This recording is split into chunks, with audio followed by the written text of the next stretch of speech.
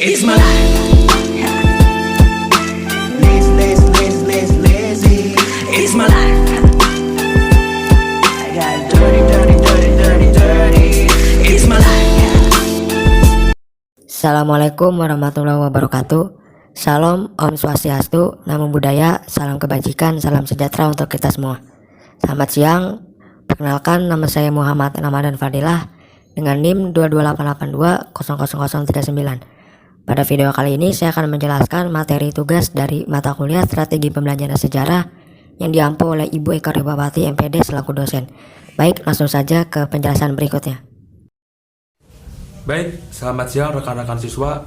Apa kabar? Semoga kita semua sehat selalu untuk menjalani aktivitas. Salah satunya adalah untuk mempelajari sejarah pergerakan organisasi nasional yang ada di Indonesia.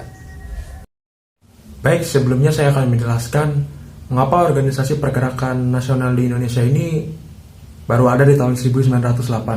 Seperti kita ketahui bersama bahwasannya perjuangan kerakyatan untuk mengusir para penjajah di tahun sebelum 1908 masih bersifat kedaerahan.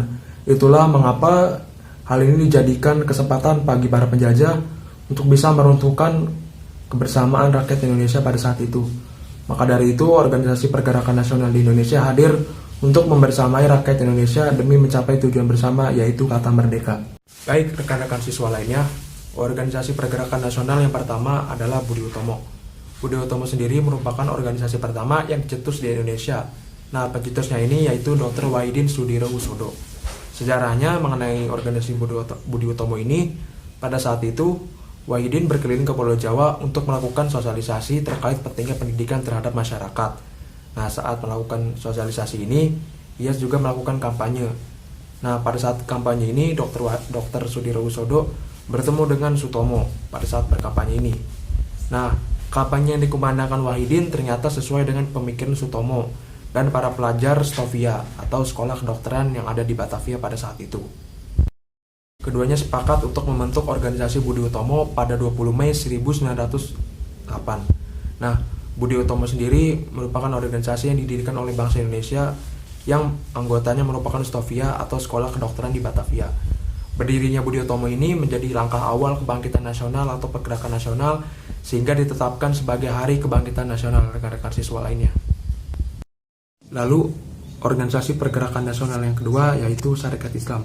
Sarekat Islam itu didirikan oleh Haji Samanhudi di Solo pada tahun 1905. Nah, awalnya organisasi ini bernama Sarekat Dagang Islam yang kemudian diubah menjadi Sarekat Islam. Di tahun 1912, Hos Cokroaminoto ditunjuk untuk menjadi ketua dari Sarekat Islam. Nah, tahu nggak sih rekan-rekan siswa, tujuan dari Sarekat Islam itu sendiri adalah untuk melindungi pengusaha lokal agar dapat bersaing dengan perusahaan non-lokal dalam bidang perdagangan batik. Seiring berjalannya waktu, Sarekat Islam menjadi besar karena semua orang boleh bergabung nih jika ia beragama Islam.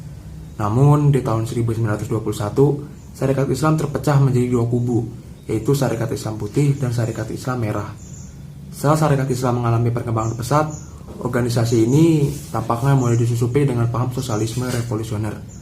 Paham ini disebarkan oleh Sneflit, yaitu orang yang mendirikan ISDV, Indische Sosial Demokratis Vereniging, pada tahun 1914, rekan-rekan. Nah, ISDV ini berusaha untuk menyebarkan pengaruhnya.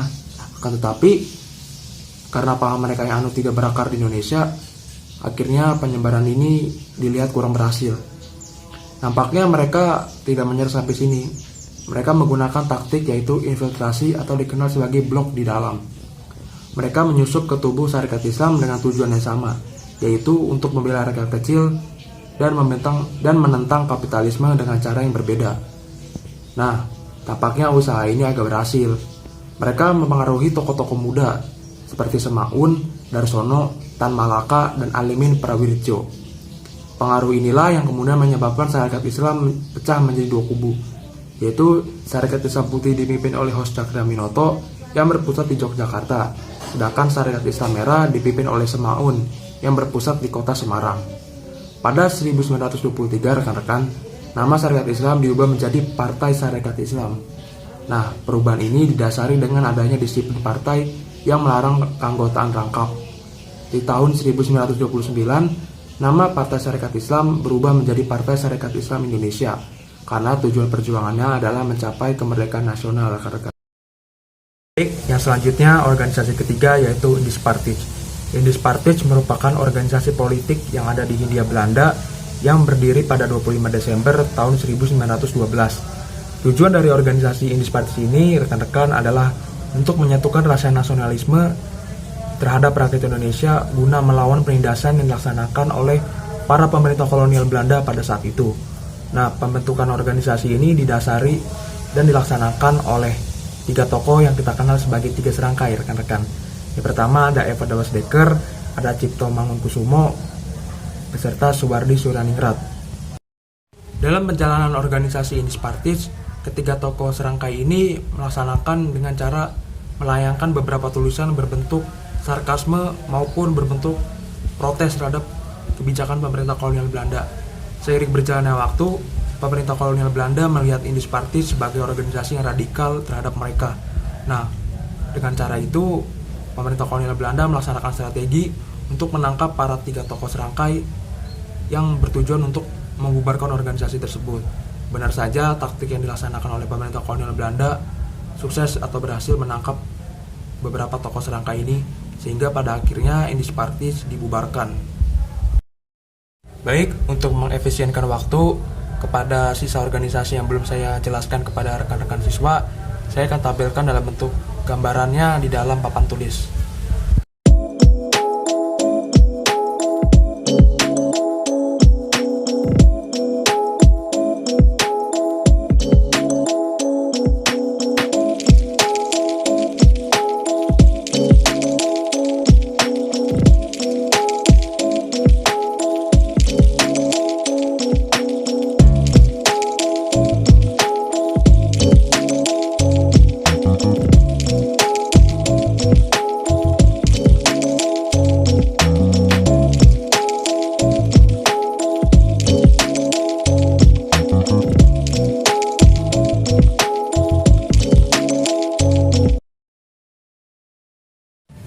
Berikut tadi materi yang saya paparkan mengenai organisasi pergerakan nasional yang ada di Indonesia, rekan-rekan siswa. Apakah ada yang memiliki pertanyaan dari apa yang saya sampaikan dari tadi? Silakan kepada rekan perempuan. Baik, mungkin pertanyaan akan saya ajukan kepada Bapak. Terima kasih sebelumnya kepada Bapak yang telah memaparkan materi dari organisasi pergerakan nasional yang ada di Indonesia. Sebelumnya, saya ingin bertanya Pak, mengapa di saat ada pergerakan organisasi di Indonesia, terdapat organisasi pergerakan wanita pada saat itu Bapak? Apa yang terjadi sehingga organisasi perempuan atau wanita ini sampai terbentuk di saat itu Pak? Terima kasih. Baik, ternyata pertanyaan dilayangkan oleh rekan laki-laki mengenai hadirnya organisasi pergerakan wanita yang ada pada saat itu. Jadi, hadirnya organisasi pergerakan wanita ini bukan hanya semata-mata hanya dibangun untuk para perempuan saja. Para wanita di Indonesia pada saat itu merasa dirinya hanya dijadikan oleh pria hanya objek seksual saja. Makanya hadirnya rasa bangkit dari diri mereka untuk melakukan kesetaraan dalam hidup sesama manusia, yaitu bebas melakukan hak selama tidak merugikan siapapun. Selain itu, pembebasan hak ini contohnya dilakukan oleh para wanita dengan menempuh pendidikan ataupun mereka melakukan pemilihan politik pada saat itu. Baik, di akhir sesi saya akan melakukan penguatan materi dari apa yang saya sampaikan dari tadi. Bahwasannya pergerakan organisasi nasional yang ada di Indonesia didasari dan dipelopori oleh hadirnya Budi Utomo pada saat itu. Selanjutnya diteruskan oleh Sarekat Dagang Islam maupun Indispartij sebagai organisasi lainnya. Kesimpulannya adalah sebuah organisasi pergerakan nasional yang ada di Indonesia bertujuan untuk menyatukan semangat nasional para rakyat guna melawan para penindas pada saat itu, yaitu pemerintah kolonial.